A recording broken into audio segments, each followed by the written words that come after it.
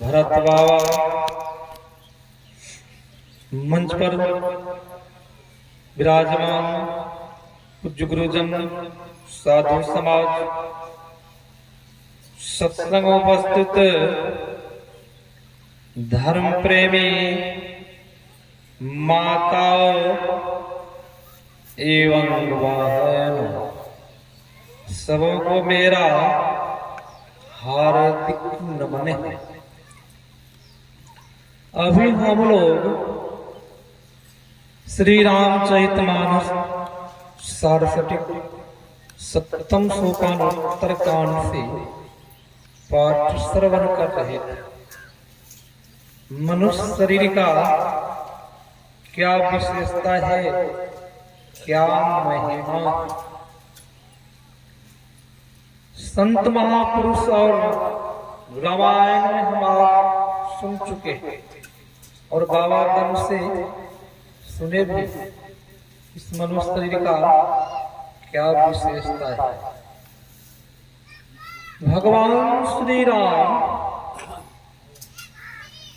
गुरु ब्रह्मणों पूर्वासियों को बुलाए और आदर नम्र भाव से कहे, बड़े भाग मानुष तन पावा, सुर दुर्लभ सब ग्रंथ ही गा।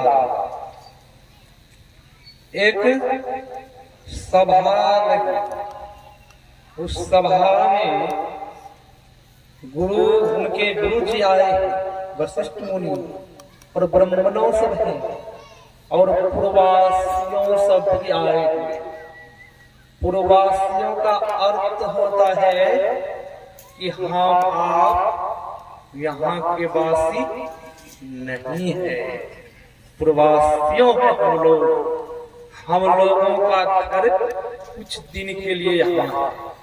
कि जिस तरह हम आप परदेश जाते हैं, जब परदेश में रहते हैं तो घर की याद आती, तब क्या करते हैं, फोन लगाते। पहले जमाने में चिट्ठी चलती थी कि अब तो फोन हो गया है, फोन कर लेते हैं, वीडियो कॉलिंग फोन देख लेते।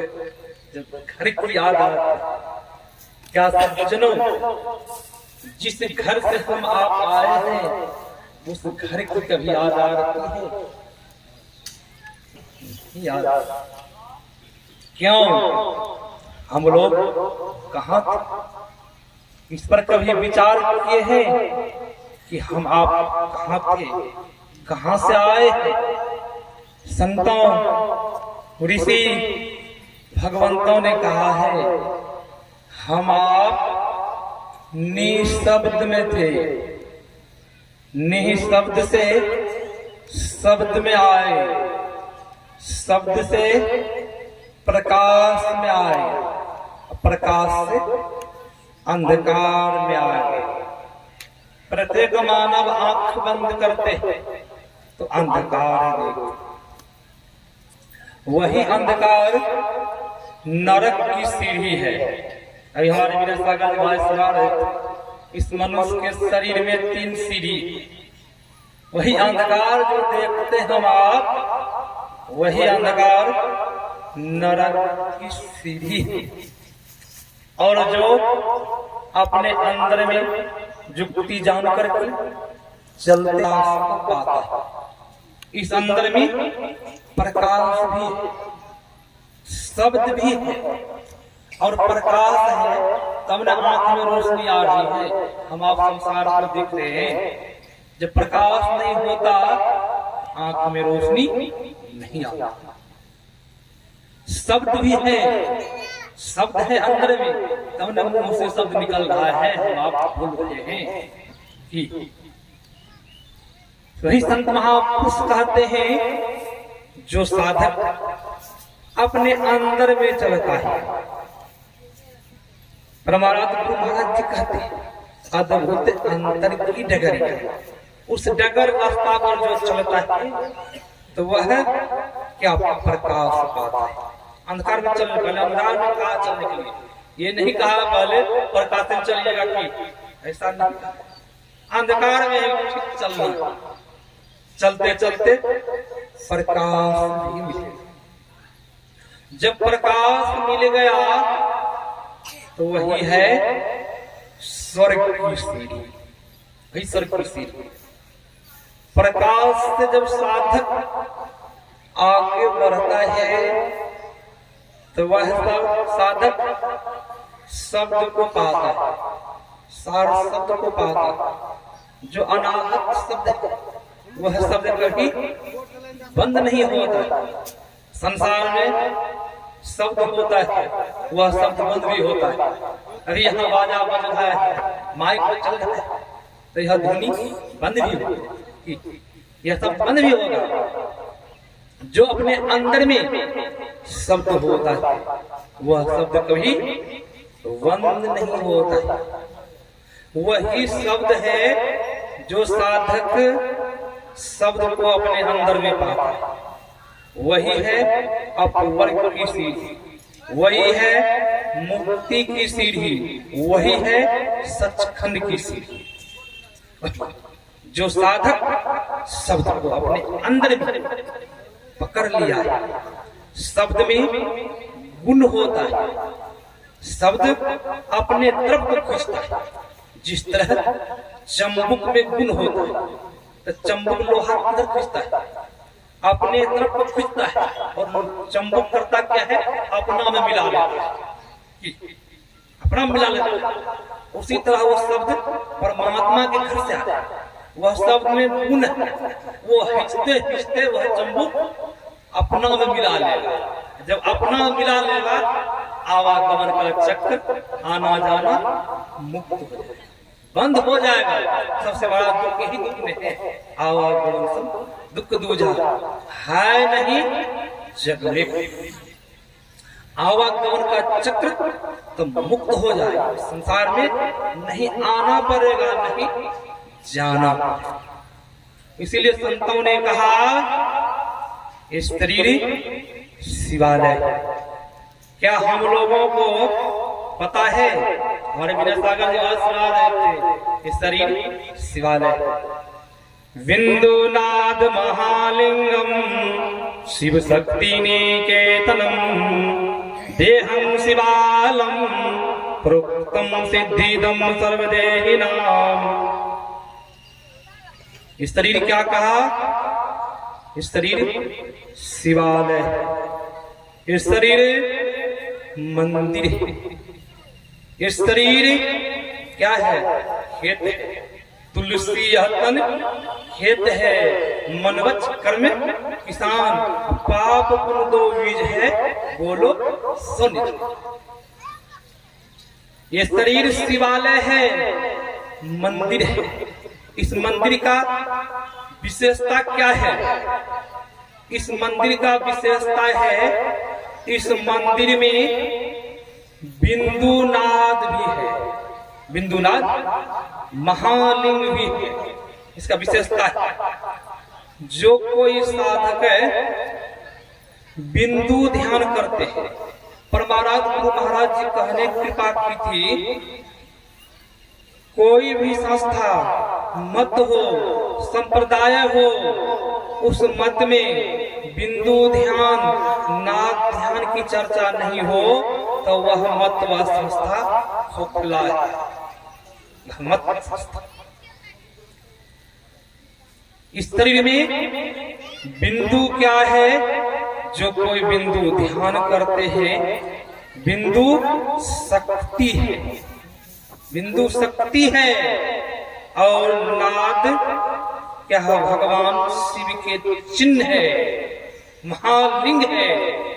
और बिंदु माता सती माता पार्वती है, और नाद भगवान शिव है, जिस महालिंग को हम आप पूजा करने के लिए जाते हैं। शरीर के अंदर में विशेषता देख लीजिए, शरीर की विशेषता देख, वह भगवान शिव के महालिंग है नाद। उसी नाद उसी शब्द से ये सृष्टि हुई है, संसार बना उसी शब्द से। वह नाद महालिंग है और बिंदु लक्ष्मी है, नाद भगवान विष्णु है। अब बताइए सज्जनों, क्या हम लोगों को विश्वास है? हम लोगों को विश्वास है इस बात पर? कहेंगे महाराज विश्वास भी है, नहीं भी है। और इस मंदिर में हमारे वैदिक धर्म में कितनी देवी देवताएं हैं? 33 करोड़ देवी देवताएं हैं। संतों ऋषि भगवंतों ने कहा इस शरीर के अंदर में 33 करोड़ देवी देवताएं विराजमान है, भगवान शिव भी है। और इस शरीर के अंदर में जितनी विद्याएं हैं, जितनी विद्याएं हैं, सब विद्याएं विराजमान है। इसीलिए स्वामी विवेकानंद जी महाराज ने कहा ये मस्तिष्क अछोर पुस्तकालय है, ये पुस्तकालय भंडार है, कभी ज्ञान खत्म नहीं होता है। जिसकी पहुंच हो जाती अछोर पुस्तकालय में। फिर इस शरीर में कहा है, इस शरीर में कहा, इस शरीर में जितने तीर्थ हैं, कितने तीर्थ हम लोग जाते हैं, चारों धाम जाते हैं, उससे ज्यादा नहीं भी जा पाते, बहुत जगह नहीं भी गए हैं, अब बहुत जगह गए भी, अब बहुत जगह नहीं पहुंच पाए। वही संतों ने ऋषियों ने कहा, उपनिषदकार ने कहा इस शरीर के अंदर में सब तीर्थ विराजमान है, जितने तीर्थ है संसार में सब इस शरीर के अंदर में विराजमान है। फिर दर्शन क्यों नहीं हो रहा कि 3.5 हाथ का शरीर है, अपने अपने हाथ से 3.5 हाथ का शरीर है। इस शरीर की विशेषता देख लीजिए, शरीर में सब विराजमान है, दर्शन क्यों नहीं हो? गुरु लभ्यते, गुरु जब तक नहीं हो तब तक दर्शन होने वाला नहीं। संत महापुरुष ऋषि कहते हैं जो कोई साधक बिंदु ध्यान करते हैं तो उस साधक को विश्वास करना चाहिए हम माता पार्वती के पूजन भक्ति कर रहे हैं। क्या हम लोगों को विश्वास है? विश्वास नहीं है फिर भी मंदिर जेबे करेंगे कि पूजा करने के लिए। संत महापुरुष जो कोई साधक अपने अंदर में नादानुसंधान करते हैं, शब्द अभ्यास करते हैं, वह साधक भगवान विष्णु के पूजन कर रहे हैं, भगवान शिव के पूजन कर आराधना कर रहे हैं, भक्ति कर रहे हैं अपने अंदर में। जो कोई साधक इस तरह कर रहे हैं, फिर भी हम आप लोगों को विश्वास सुनते हैं, फिर भी विश्वास नहीं है। ये शरीर मंदिर शिवालय है, फिर भी इस शरीर में क्या सब जाता है? संसार में जो कोई मंदिर बना है कहीं भी अमुक स्थान पर, तो सब जना उस मंदिर को किसने बनाया? कोई न कोई मनुष्य बनाया होगा, राजमिस्त्री के द्वारा बना होगा, इंजीनियर के द्वारा बना होगा। उस मंदिर में कितनी देवी देवताएं हैं? 2-4-5 मूर्तियां हैं कि भगवान शिव की मूर्ति है, माता पार्वती की मूर्ति है, यही सब है। 5-10 मूर्तियां होंगी कि इस शरीर में 33 करोड़ मूर्तियां हैं, देवी देवताएं। फिर भी हम आप लोगों को विश्वास, क्या उस मंदिर में क्या अलाउड है मीट मांस अंडा शराब गांजा भांग चढ़ा सकते हैं मंदिर में? तब क्या सब चढ़ाते हैं? लड्डू चढ़ाते हैं, बेलपत्र चढ़ाते हैं, धूप दीप लेके जाते हैं, चंदन लगाते हैं, भगवान शिव को चंदन लगाते हैं। कि कहीं बाय इनकेस उस मंदिर में कहीं मछली मांस चढ़ा दिए तब क्या होगा? जो कमेटी के सदस्य है, मेन आदमी है, मेंबर है, क्या आपके ऊपर में केस कर देंगे, केस दर्ज हो जाएगा। समाज का आदमी जो मुख्य आदमी है, सरपंच मुखिया कहेंगे इसने मछली चढ़ाया है मंदिर में, इनका दिमाग खराब हो गया कि केस हो जाएगा। और पुलिस आएगी, आपको पकड़ के चले जाएंगे, जेल का हवा लगाना पड़ेगा, संत महापुरुष कहते हैं। और जब आप जेल गए, आपके सगे संबंधी दोस्त मित्र पैरवी कर करके छोड़ा देंगे जेल से, कि सगे संबंधी। जब वहाँ इस मंदिर में जो नहीं डालना चाहिए वो सब डाल रहे हैं, क्या हम लोगों के ऊपर केस दर्ज नहीं होगा? पुलिस नहीं आएगी पकड़ने के लिए? जब वो पुलिस आएगी, जब पकड़ के ले जाएंगे, तो वहाँ कौन जाएंगे पैरवी करने के लिए? आपके दोस्त मित्र सगे संबंधी जाएंगे वहाँ, किसी का चलेगा वहाँ तो जिस तरह कर्म किए उस तरह भोगना। और जो दुष्ट आत्मा है, पापी है, दुराचारी है, अत्याचारी है, तो वह कहाँ जाता है? नरक में जाता है। नरक के संबंध में भगवान केशव से गरुड़ भगवान पूछ रहे हैं, हे केशव, वह जो पापी आत्मा है, पाप आत्मा है, जो दुराचारी को करता है, दुराचारी है, वह पापी दुराचारी कहाँ जाता है? तो भगवान केशव ने कहा, सुनो गरुड़, जब तुम वह नरक के बारे में तुम जब सुनोगे, तुम मेरे सगे संबंधी भक्त हो, जब उस नरक के बारे में तुम जब सुनोगे तो तुम कांप उठोगे। भगवान केशव कहे, तुम डर के मारे कांप उठोगे। तब भगवान गरुड़ कहते हैं, प्रभु वह नरक कैसा है जो मैं नरक के नाम सुन करके मैं कांप उठूंगा? नरक है कैसा? तो भगवान केशव कहते, सुनो गरुड़, वह नरक में छायादार नहीं होता है, जिस तरह भी हम आप ठंडा में बैठे हुए हैं, वहाँ वृक्ष छाया कुछ नहीं होता है, नहीं पानी नहीं भोजन, वहाँ कुछ नहीं है। और वहाँ 12 सूरज तपता है, यहाँ एक सूरज जब तपता है तो कितनी गर्मी लग रही है कि बहुत तेज गर्मी लगती है। पंखा लगा लेते हैं, एसी लगा लेते हैं सुख सुविधा के लिए। वहाँ गरुड़ वर्णन है 12 सूरज तपता है।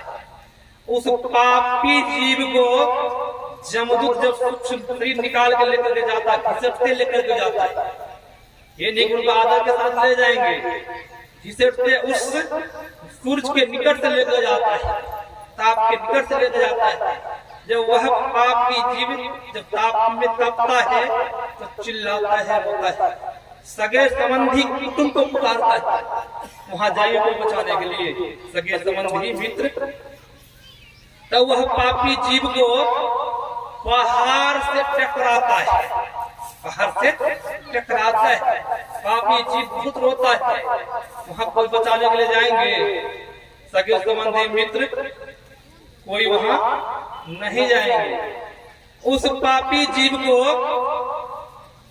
काला नाग से दंश करवाता है, बहुत तरह से दुख देता है, वहां काला नाग से दंश करवाता है, पापी जीव तड़पता है फिर भी नहीं छोड़ता है। जब पापी जीव को भूख प्यास लगती है तो पापी जीव जमदूत से कहता है, जमदूत मुझे बहुत जोरों की भूख लगी हुई है, यहाँ किसी को भूख लग जाती है, कोई न कोई भोजन दे देते हैं, किसी आदमी को दया आ जाती है, खिला देते हैं, तो वहाँ कौन खिलाने के लिए जाएंगे, जगह कोई खिलाने के लिए। तो वहाँ जमदूत क्या करता है, एक छोटा कुंड है, वह कुंड पेशाब पैखाना रक्त से भरा हुआ है, हड्डियां से भरी हुई है वह कुंड।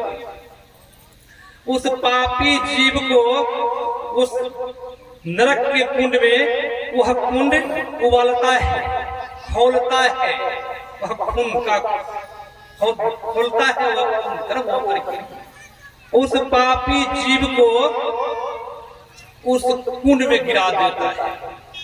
जब पापी जीव कहता मुझे बहुत जोरों की भूख लगी हुई है, प्यास लगी हुई है, वहाँ क्या मिलने वाला है? खाने के लिए कुछ मिलेगा वहाँ?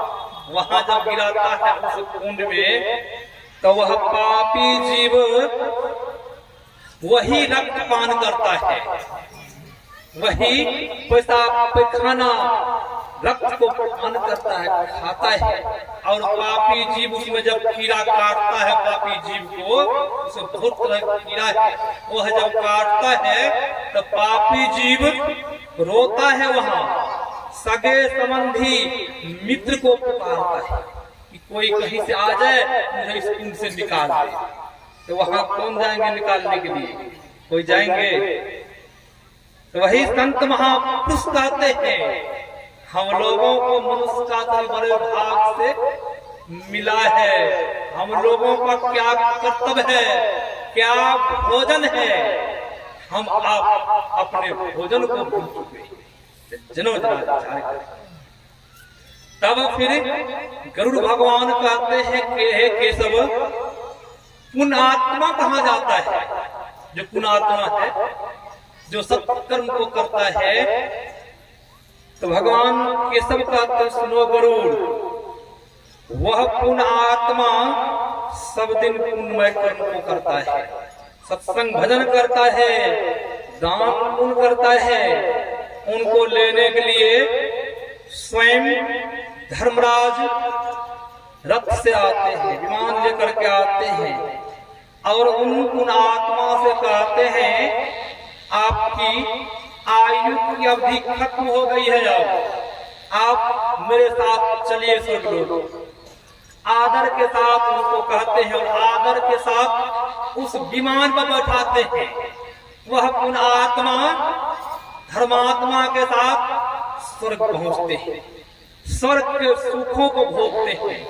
भगवान श्री कृष्ण ने कहा है, जो पुण्यात्मा है बहुत दिन तक स्वर्ग के सुखों को भोगता है, फिर किसी श्रीमान किसी योगी कुल में जन्म लेता है। परमाराध गुरुदेव ने कहा है 7 प्रकार के स्वर्ग भी है, कि राजा स्वर्ग भी स्वर्ग गया था, ब्रह्मलोक गया था, उनको अपने मृतक शरीर का मांस खाना पड़ा था। कि जो ध्यान समझ भजन करता है वह भगवान श्री कृष्ण का है ऊंचे स्वर्ग में जाते हैं, उन्हें उस स्वर्ग के सुखों को भोगते हैं, फिर किसी श्रीमान के यहाँ योगी कुल में जन्म लेता है। ये किनके प्रभाव से? सत्संग के प्रभाव से किसी श्रीमान के कुल जन्म लेते हैं, फिर भक्ति भजन करना शुरू करता है। ये सत्संग के प्रभाव है। जो कोई भजन करता है, मनुष्य का शरीर का यह विशेषता है। अब आप मनुष्य के शरीर पाकर के सुना आप लोग, साधन धाम मोक्ष कर द्वार। धाम हम आप बाबा धाम भी जाते हैं, धाम का क्या अर्थ होता है?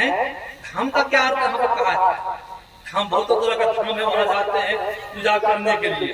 यहाँ गोस्वामी जी महाराज कह रहे हैं धाम का अर्थ ये शरीर है, साधन धाम के शरीर मोक्ष कर द्वार। इसी शरीर से आप मोक्ष प्राप्त कर सकते हैं। इसी शरीर से आप वैकुंठ जहाँ चाहेंगे जाने के लिए वहाँ जा सकते हैं। इस मनुष्य के शरीर से जब आप हम क्या सज्जनों गाय के लाद में दे दीजिए मांस ला करके, क्या गाय 7 दिन के भूखी रहेगी, मांस खाएगी? भैंस के लाद में दे दीजिए, 7 दिन की भैंसिया भूखी रहेगी, महज मांस ग्रहण नहीं कर सकती। क्या बैल के लाद में दे दिया, जो बैल खाएगा मांस? 7 दिन का भूखा रहेगा बैल, मांस कदापि भक्षण नहीं करेगा। वही महर्षि मनु ने कहा है, जो प्राणी मांस भक्षण करता है वह स्वर्ग कभी नहीं जा सकता। महर्षि मनु ने कहा है। महर्षि मनु ने मनुवृत्ति में कहा, मनुस्मृति में कहा है, मनुस्मृति में महर्षि मनु ने कहा है, जो मानव मीठ भक्षण करता है वह मानव जो स्वर्ग के अधिकारी नहीं बन सकता है। क्यों नहीं बन सकता है? जीवों के हिंसा बिना मांस प्राप्त नहीं होता है। जीवों की हिंसा स्वर्ग प्राप्ति में बाधक है। कदाचि मानवों को मांस भक्षण नहीं करना चाहिए। सत्संग योग भाग प्रथम में है।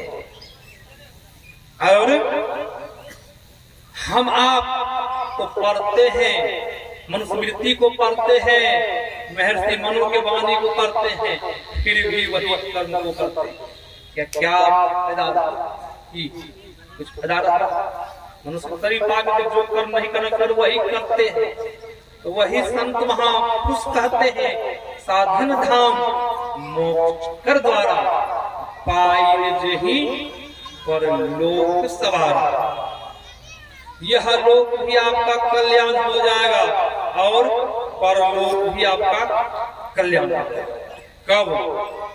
जब सत्संग करेंगे तब ने। और संत महापुरुष जो होते हैं, पंजाब के बंदा बहादुर सिंह, उन्होंने बहुत वीर थे, अपना वीरता बहुत दिखाया। उनको क्या किया दुष्टों ने, मुगलों ने पकड़ करके तावा, गरम तावा पर उनको सुला दिया। वीर बंदा बहादुर सिंह सो रहा है, उस पर उनको कोई दुख नहीं हो रहा है। वह वीर बंदा बहादुर सिंह कहता है, मुझे और पलट इधर पलटा दो। तावा गर्म है, उनका शरीर पिघल रहा है, गर्म से उनका मांस सिज रहा है। और बंदा बहादुर सिंह कह रहा, मुझे इधर पलट कर दो, इधर घुमा दो, उधर घुमा दो। और घुमा रहा है दुष्टों ने। और क्या किया, चिट्टा से उनका मांस खिंच रहा, चमड़ा खिंच रहा है। और पूछता है, कहो बंदा बहादुर सिंह, तुझे दुख भी होता है? शरीर को मैं नष्ट कर रहा हूँ, मैं आप चमड़ा खिंच रहा हूँ, तुझे कोई कष्ट हो रहा है तो बताओ।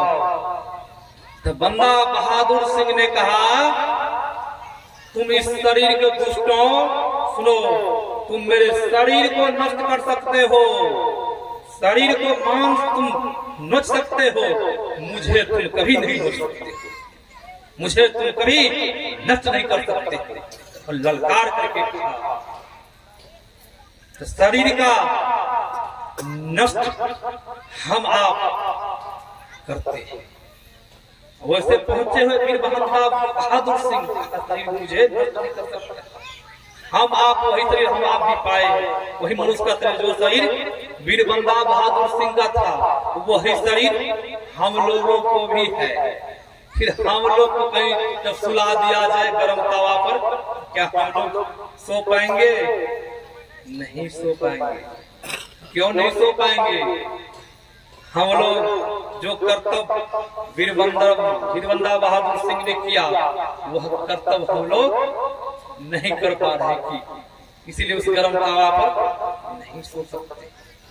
संत महापुरुष ने कहा, मानवों का जो कर्तव्य है, अभी भी समय है, अपना कर्तव्य को अपना लीजिए कि अभी भी समय है, समय गया फल का नहीं, झट ही करो निज काम, जो बीता सो बीतिया, अब भी कहो गुरना।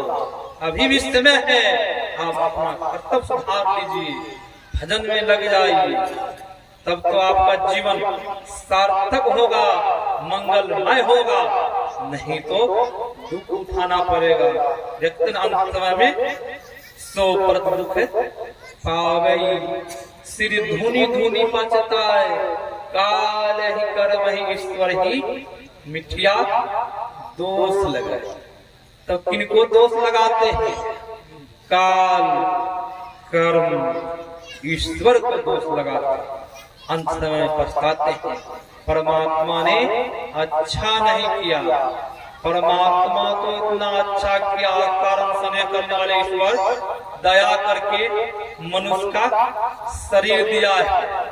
इस शरीर को क्या कहा है गोस्वामी महाराज? कर्णधार सदगुरु दिलनावा, दुर्लभ साज सुलभ करी पावा। इस शरीर क्या है? नाव है। ये नाव को खेवने वाले कौन है? मल्लाह कौन है? संत सदगुरु मल्लाह। इनके बताए मार्ग पर हम चलेंगे तब न नौ का सार्थक होगा। नदी पार करेगी नौ की, जब बताए चलेंगे तब न, जब नहीं चलेंगे। सतगुरु को कहीं कहीं गोस्वामी जी महाराज वैद्य भी कह दिए, डॉक्टर भी कह दिए। सतगुरु वैद्य वचन विश्वासा, संजम ये है नो विषय की आशा। सतगुरु वैद्य है, डॉक्टर है, हम आप मरीज की बीमारी है। सतगुरु वचन क्या है, उनका वचन क्या है, वह दवाइयां, वह दवाइयां हम लोगों को मिला है। वैद्य वचन विश्वास, वचन पर विश्वास कीजिए, जो वचन मिला है उन लोगों को वही दवाइयां। वचन क्या मिला है, मंत्र जपने के लिए मिला है, यही वचन में मिला है। पंचशील बनने के लिए कहा है, पंच पाप को त्यागने के लिए कहा है। अब पंच पाप में से एक पाप भी जब कर रहे हैं तो पंचशील हम बने, पंच पाप को त्यागे नहीं त्यागे थे। अब बर्तन है, कोई बर्तन में हम आप दूध या घी रखने के लिए चाहे, बर्तन नीचे से छेद, क्या दूध उसमें टिकेगा? नहीं टिकेगा। ये शरीर क्या है, ये बर्तन है। एक तरफ हम पाप कर रहे हैं, एक तरफ पुण्य कर रहे हैं, होगा? नहीं होगा। या तो पापे कर लीजिए, तो हे संत महापुरुष कहते हैं पंचशील बनने के लिए, पंचशील बन करके गुरु के आज्ञाओं के पालन करते हैं, पंचशील होकर के पंच पाप त्याग करके वही वह तत्व ज्ञान को पाता है, अखंड सुख को पाता है। वही जो पंच पाप को नहीं त्यागे हैं, एक पाप भी कर रहा है, इस बर्तन में छेद है, पानी को भर रहा है, पानी छू रहा है, ये पानी छू रहा है। हम आप बहुत सत्संगी खैनी खाते हैं कि गुरु महाराज जी बोले खैनी खाने के लिए, बहुत सत्संगी ऐसे खैनी खाते हैं, पान जर्दा खाते हैं। क्या गुरु महाराज जी बोले? नहीं बोले। फिर हम आप आज्ञा पालन करना हुआ, आज्ञा पालन कर रहे हैं, जो बताए हैं आज्ञाओं का पालन हम आप नहीं कर रहे। क्या हम आप परमात्मा गुरु महाराज के प्यारे हो पाएंगे? किसी का पुत्र हो, आज्ञाओं का पालन नहीं करे तो वह पुत्र प्यारा हो सकता है? प्यारा नहीं हो सकता। प्यारा तब होगा वह पुत्र जब आज्ञाओं का पालन करेगा तब।